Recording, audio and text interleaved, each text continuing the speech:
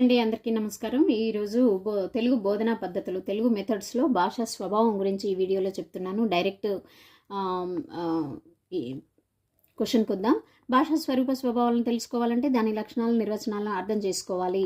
భాషకు అనేక లక్షణాలు ఉన్నట్లు భాషావేత్తలు పేర్కొన్నారు. ఆ లక్షణాల ఆధారంగానే భాషావేత్తలు భాషను నిర్వచించడానికి, స్వభావాన్ని వివరించడానికి ప్రయత్నం చేశారు. ఇక భాష యొక్క లక్షణాలకు వచ్చేస్తే, భాష యాదృచ్ఛిక సంకేతాల సముదాయం. బాగా గుర్తుపెట్టుకోండి. ఇంట్లో ఒక 10 ప్రశ్నలైనా కూడా వాడు తయారు చేసి మనకు ఒక్క ప్రశ్న ఇవ్వడానికి అవకాశం ఉంది.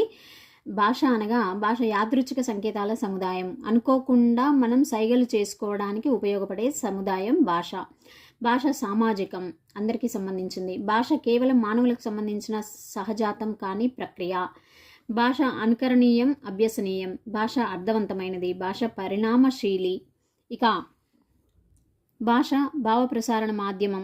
భాష ఉపవ్యవస్థలతో కూడిన వ్యవస్థ. భాష ప్రధానంగా మౌఖికమైనది. భాష సృజనాత్మకతం, ఉత్పాదకతం.